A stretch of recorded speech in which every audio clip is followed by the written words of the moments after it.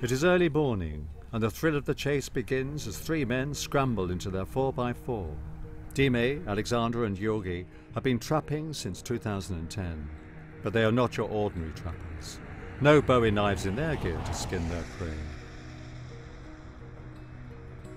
And their prey is not really a prey. It is a majestic royalty in distress that they rush to assist. The lynx. The elusive knight-errant whose lands are being steadily invaded and plundered by people. The Balkan lynx is a subspecies of the Eurasian lynx, which inhabits the region of the Balkans. An extremely territorial and solitary carnivore, each wandering male claims a vast territory covering around 350 square kilometers that often extends across the borders of the small Balkan countries. Being the most endangered of all the lynx populations, it has warranted the Balkan Lynx Recovery Program. The Balkan Lynx Recovery Program is a transboundary conservation initiative that aims at safeguarding the critically endangered Balkan lynx. Dime, Alexander and Georgi belong to the Macedonian Ecological Society.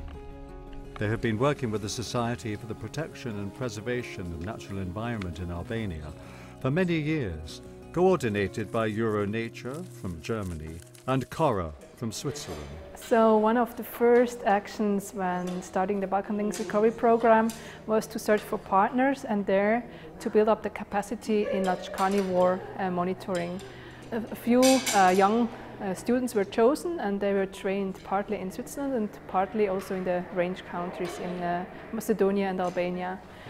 In 2013, they were joined by colleagues from the Center for Protection and Research of Birds and National Parks in Montenegro, as well as by Finch and Environmentally Responsible Action Group in Kosovo. Together, these organizations make up the Balkan Lynx Recovery Team. In order to provide biological information and be collared with a radio or GPS device, the lynx first needs to be trapped. That way, scientists can later trace its positions, learn about its territory, hunting behavior, preferred habitats. They therefore set up box traps along a route that it is likely to travel. This is usually a place that the animal cannot circumvent, such as a narrow path on a steep slope, which increases the likelihood of it being captured. The box trap sends the biologist an SMS alerting them that its doors have dropped. They are now on their way to one of their box traps, which had set off the alarm that caused all the commotion. Okay, so we just recaptured the lynx Martin, which is great news. He has been gone for 2.5 years and we had no contact from him, but now he's inside the trap again and we are very excited about it.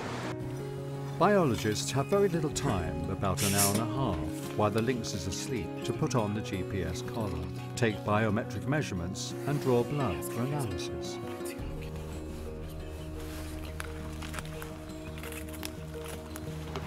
Goes as the following. We put the GPS collar to the animal, which is the crucial thing. That's why we are doing this method actually. And then we are taking biometric measures of the animal. So we are measuring the length of the lynx, we are weighting the lynx and see how much it weighs, but we are also taking other parameters such as the distance of the canines, the tail length, the distance of the genital aperture, but also the ear length and the shoulder height, etc.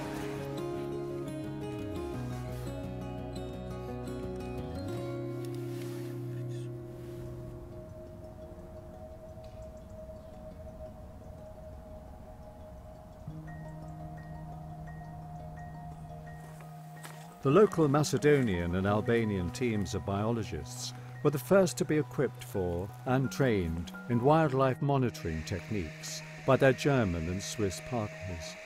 By now they have become so skilled that they are training their counterparts from Montenegro and Kosovo.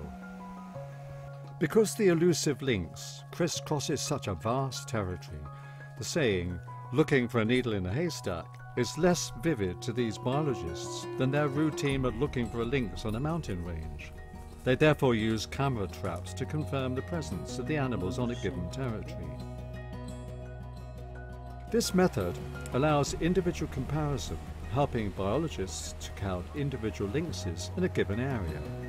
Such a census has major implications on further conservation work. A passing animal activates the equipment sensors which trigger the cameras. These photographs, and recently videos, have not only proved instrumental with regard to the lynx, but they have also led to various revelations about other animal species that would have otherwise remained in obscurity. This has helped the programme's broader purpose, as the biologists involved seek to gather information on their country's biodiversity.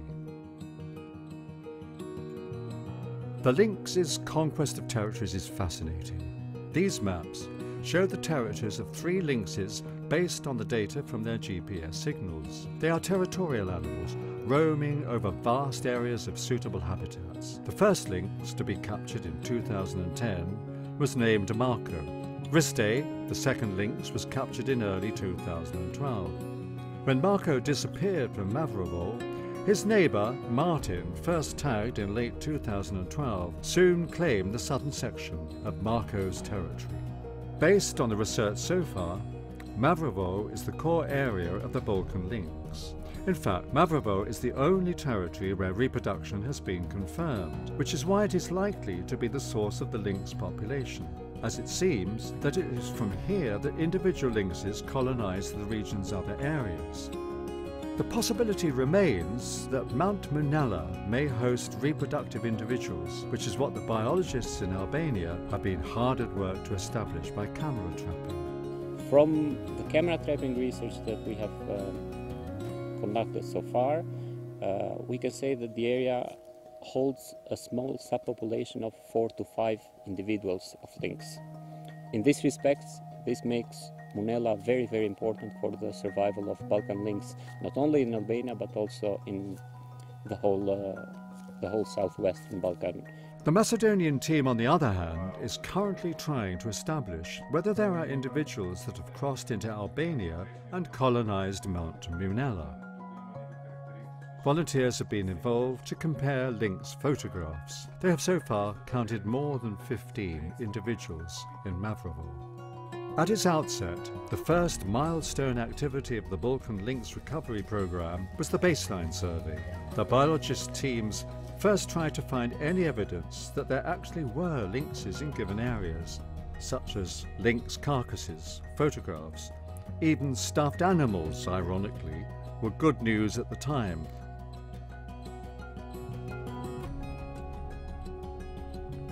The region is particularly biodiverse along the borders between what was once Yugoslavia and the countries of the Warsaw Bloc and Albania. Ironically enough, this positive legacy of the Cold War, where these frontiers saw little human activity and nature reclaimed a few thousand miles long and relatively narrow stretch of land, has been termed the Balkan Green Belt. The Nature Conservation Programme seeks to establish a protected area network along this belt. The network is incomplete and management of the existing protected areas is insufficient.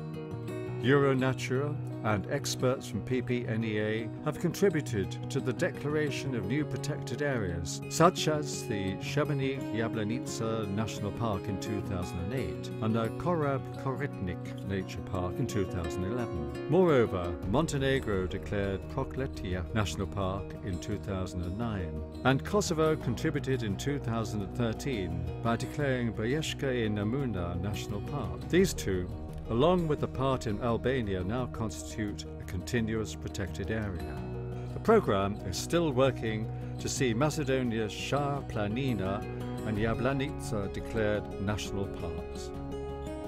Shah Planina is one of the most important mountain ranges for the recovery of the Balkan lynx because it contains a large part of contiguous intact beech forest, and it's connecting the Mavrovo National Park with areas more in the north in Kosovo and Montenegro.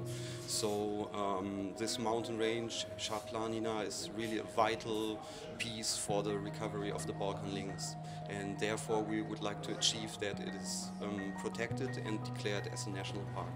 I think the most important goal is to convince convince the local people that a national park is an opportunity, it's not an obstacle. So if we are talking about sustainable local development, we should promote activities like sustainable tourism, ecotourism, for example, also as an economic activity for people. One of the most important things is to get the support of the local community and try to, in a bottom-up approach, try to put pressure on the government to finally declare the area a national park. Moreover, Macedonia's Mavrovo National Park is also home to a variety of other animal and plant species. It seemed the perfect place for the Macedonian Ecological Society to train the rangers in camera trap.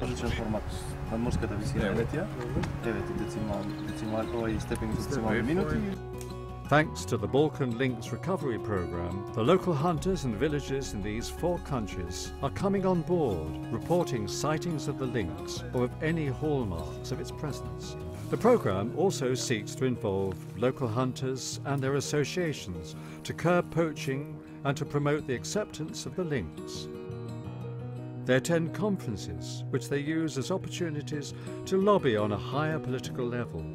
We as European Commission, as you know, are extremely active in promoting conservation of endangered species, and the Balkan lynx is one of the large carnivore species which are protected under European legislation. We have definitely law to that effect.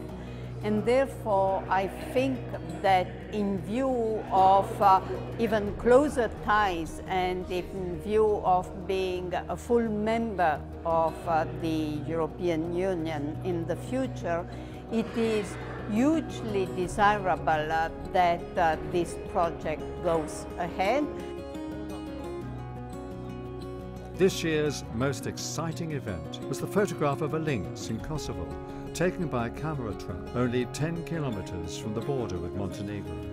After a long, hard winter, just as spring was emerging, we had the great success of camera trapping the first Balkan lynx in Kosovo. And this is a huge part related to the expertise and the input that we got from our partners regionally and also abroad.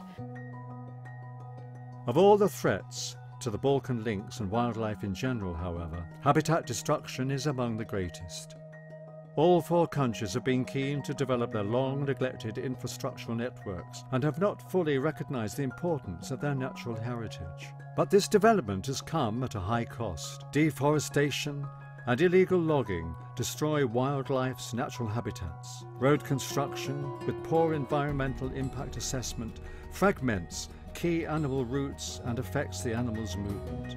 The lack of law enforcement in the forest sector affects all the countries in the region, but it is particularly pronounced in Albania. Mount Manela, for example, is the last stronghold of the Balkan lynx in Albania. Rather than being a protected area, it is a major mineral extraction site, and the forest is being destroyed at an unprecedented scale.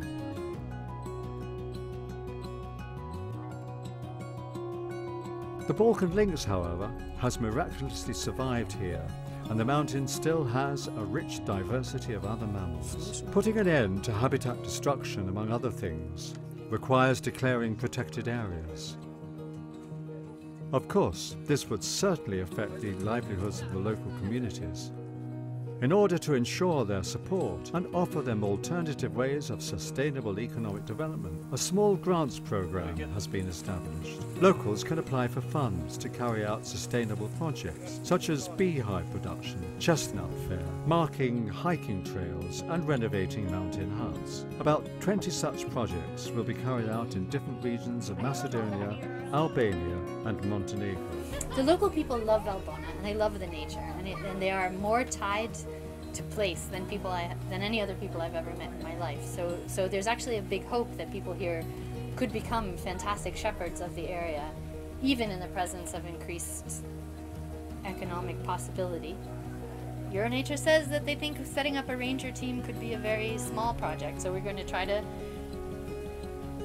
begin training local people to serve as rangers. We have applied for a grant to train Albania's first mountain rescue team which would be great work for local people and incredibly useful not only for tourism, but also to bring this local community together and begin this sense of caretaking the national park, and we're going to start monitoring.